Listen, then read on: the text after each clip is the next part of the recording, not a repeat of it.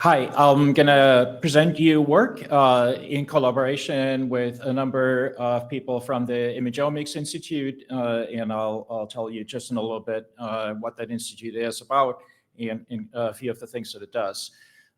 So I think it's fairly well recognized here, so I don't have to spend a whole lot of time convincing you that machine learning is widely used across the life sciences and has really brought about fundamental insights and empowers, especially also in the realm of foundation models that start to understand the language of biology, if you will, right? So as molecular language in terms of DNA, in terms of proteins, in terms and structure, and so on and so forth, right?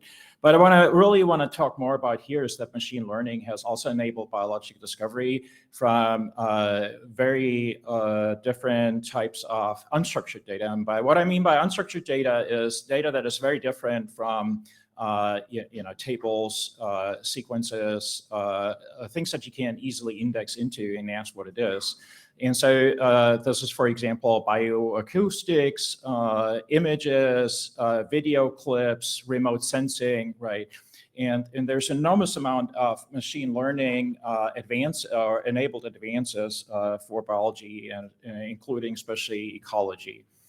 And so in this realm specifically, biological images are a very vast trove of data, right? There's literally hundreds of millions of images collected by citizen science initiatives such as iNaturalist. There's an almost equal number of images digitized from natural history collections holding biological specimens.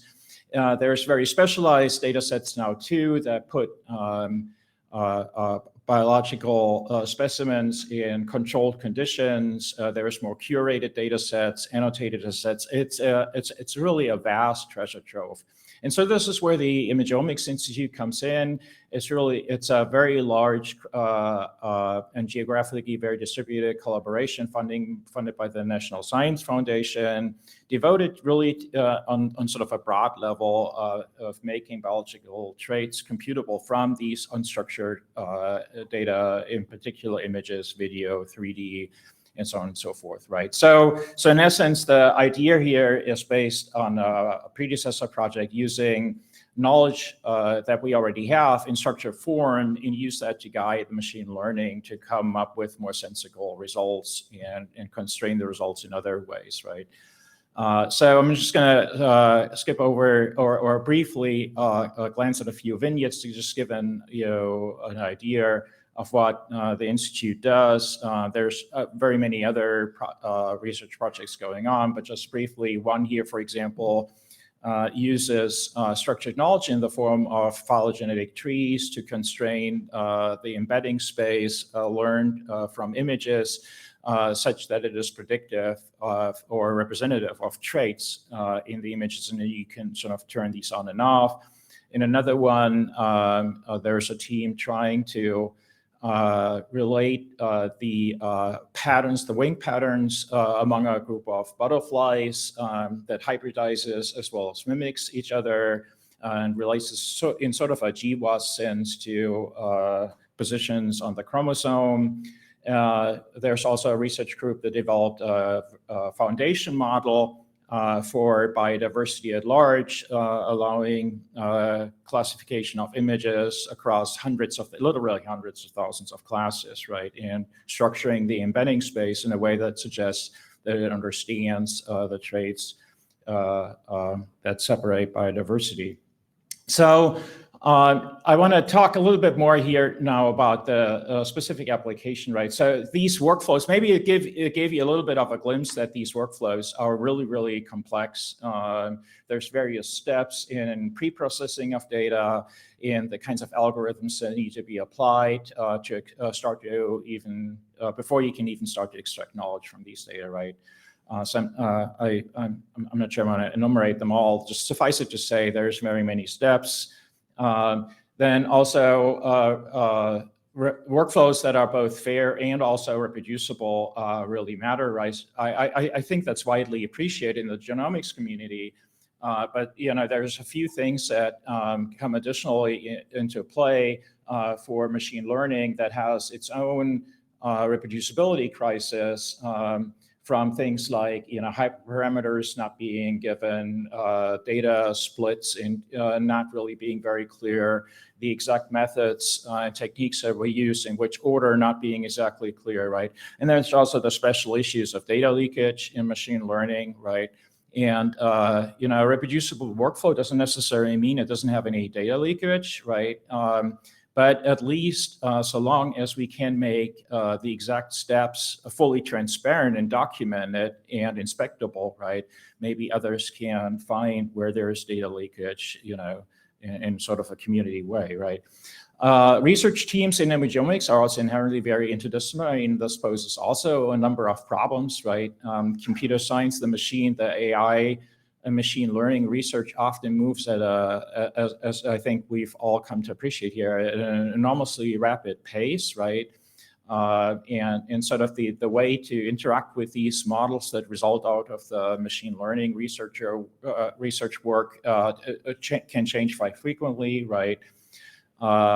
These different people don't necessarily, or these people with these different sort of backgrounds don't necessarily speak the same language, right? I think we kind of intuitively understand quite a bit of this from genomics teams, which also tend to often be quite interdisciplinary.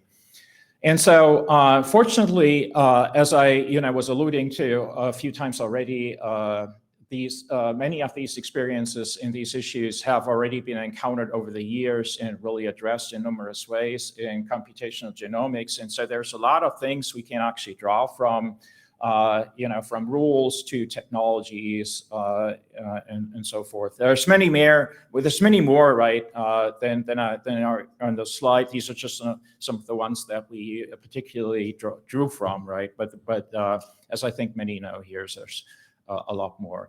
And so one of the key steps we took to enable really mostly communication across the team, where everybody could start to get on the same page and understood what everybody else meant, was to differentiate between a conceptual workflow and an application-specific workflow implementation, right? Where the conceptual workflow isn't executable. So maybe for those familiar with sort of UML, right, one way to maybe relate this to sort of a sequence diagram in a UML modeling exercise, right, which is by itself non-executable, but which can bring everyone in the page on the same page as to what step talks to what other at which point, through which with which data or which protocol, right?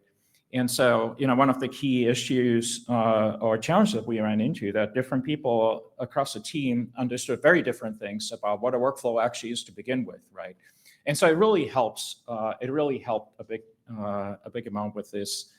And so, to give a concrete case study here that we used to develop a lot of the results is a case study of extracting traits from fish specimen images. You see at the top, near the top left here, how these images usually look, right? So there's a number of steps involved, identifying where the ruler is so that you can actually know how many pixels correspond to a centimeter, identifying where the actual fish is in the image, cropping it, right?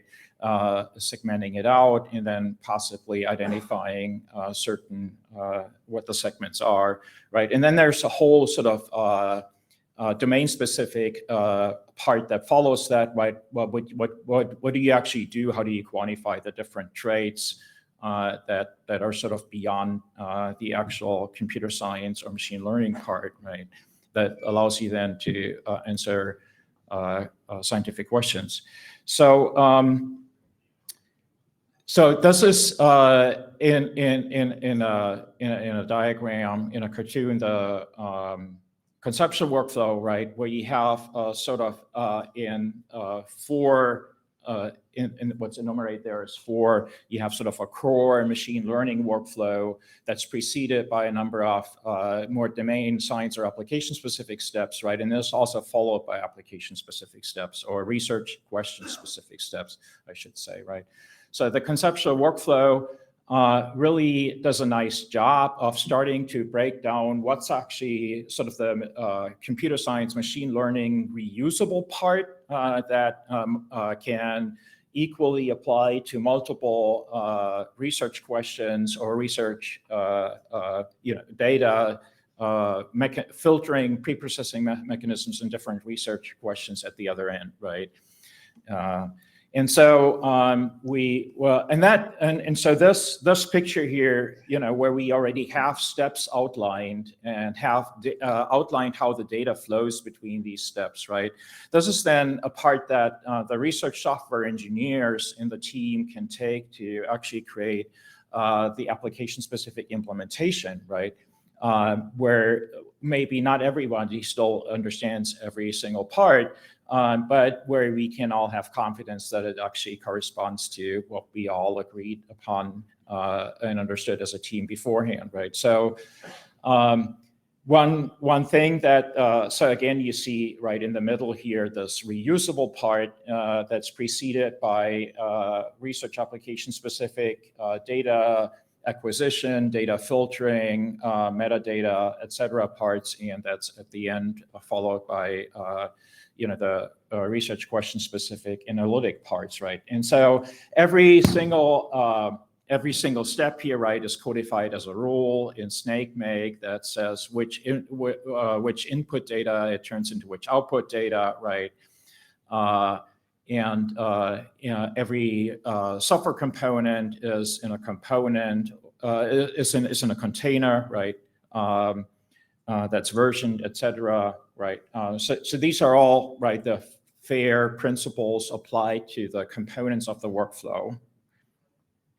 And so maybe just a few words in terms of lessons, takeaways. Why did we end up choosing SnakeMake? So it really had a number of advantages. Obviously there's a number of workflow definition systems and languages around, right? But SnakeMake had particularly advantages in terms of being having familiar concepts to computer scientists from, who work with makefiles. It's really based on Python. So, everyone who works in machine learning, it's immediately familiar, that part. And it's actually also understandable by biologists who already dabbled in Python, right, due to scientific computing being, a lot of which is being done in Python. So it really delivered sort of empowering the biologist here, which was one of our main goals, going from the original situation where essentially the biologist was completely disempowered and had to hand over their selection of data to the computer scientist who would then sort of run everything by hand. One other big point is that SnakeMake really promotes modularization. It supports having workflows within workflows or workflows that themselves become components, right?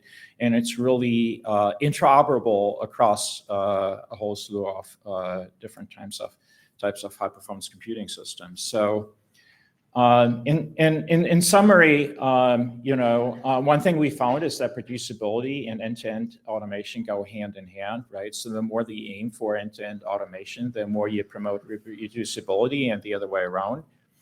The technologies you choose can really matter and can really have an effect in terms of empowering or disempowering different people on your team.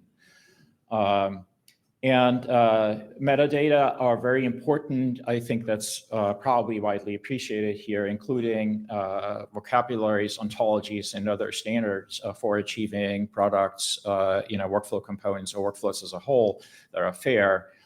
And noteworthy, in contrast to data and software, right? So there are checklist papers laying out what should kind of be the criteria for a data product to be fair. There's now, that's obviously several years old, right? There's since 2 years, and I think it was published in 2022, Barker et al. That's also been laid out for research software, right? but it's really only emerging for models, for machine learning models, right? There are some groups that are working on that. And I just want to say that machine learning workflows are kind of yet another step behind in terms of this kind of formalization of checklists, right? And so just looking beyond, what I didn't really talk about at all, but I think is really important is that to put more effort on workforce training, right? On all the things that kind of go into this in terms of skills, foundational skills, right? Starting from version control to all kinds of other things, what are actually workflow managers.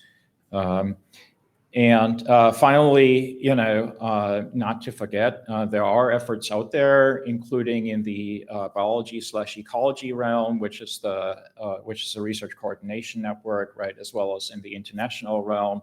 There's a Fair for Machine Learning effort now within the RDA, the Research Data Alliance, and just want to call out these efforts because I find it important to coordinate. And so acknowledgements, right, just want to point out that this is just sort of the more technical part of this work. There's a lot more people that contributed that from different teams at Drexel, Virginia Tech, Tulane, Neon. They're all co-authors on the paper, and if you want to know a little bit more, both in the backstory as well as the results, the various considerations and lessons we learned, there's a lot more detail in the paper that was published recently. Thank you.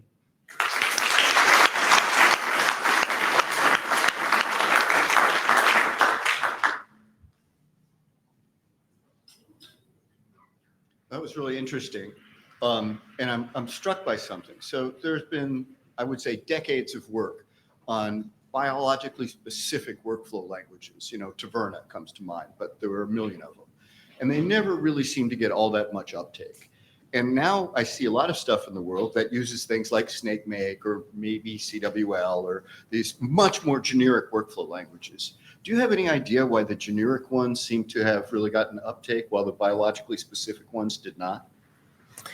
Well, in a way, it's kind of obvious, right? In the sense that the generic ones just have, so workflows isn't in reproducible workflows and workflows that are, automated and fair, right? That's not a problem restricted to biology, right? Here, we're already talking about the intersection of machine learning and computer science. But if you just look at, for example, machine learning, right, part of the reproducibility crisis in machine learning, if you look into it, is clearly because if you try seeing paper, right, what people did, it's mostly descriptions in text, what they did, right? There isn't really ever a workflow, let alone one that's reproducible, right? The same goes for physics, right? We're working through this HDR or this NSF program called Harnessing the Data Evolution. HDR, right? We're working with people working in physics and all kinds of other disciplines, and they're facing exactly the same problem, right? So the problem of workflows and making them reproducible and automated, right, and well documented in an executable form is pretty universal, and a language that can support that, even if it's just more in perception than reality, I think matters, or just lends itself more. So that would be my answer, perhaps. Great talk, thank you. I was actually surprised that you could get traits from images, so probably we should do that for microbes. I'll talk to you after. But one thing I wanted to ask you about is you mentioned the data model and data sheets. As part of Bridge 2i, we actually developed schemas for data sheets for data sets and model cards. And I think this is the first time I've seen it mentioned in the talk. So do you want to maybe say a little more about that? About data model and data cards, you had it at the bottom of Yeah, so it's just one thing we find particularly powerful about Hugging Face as a platform that really implements both model, initially sort of the data repository as a type of repository, right, came later in Hugging Face. It really started as a model sharing platform, right? But there was early on, there was a lot of talk about the potential biases and limitations in machine learning models, right, and pre-trained models, right? and sort of as model cards that have extensive and really rich metadata, for describing how they were trained, how the data sets were procured, through what the hyperparameters were, et cetera, proved really valuable to understand models in the first place, right? Understand what they're capable of, what they're probably not capable of, what their biases probably are, what to be careful about when you use them. And so that then got applied to data sets as well. And I guess especially in machine learning world, the data sets can be quite messy, or at least their sources can, number one. And number two, the source documenting probably how you pulled your data set together, right? Data sets in machine learning are very often pulled together from numerous places, right? And it's a big issue and a big challenge to document that and attribute that properly, right? And data sets cards, I think, have been helping to encourage and promote that to a significant degree. And that's certainly something we try to promote whenever we can, and to the extent we can too, because it's very important.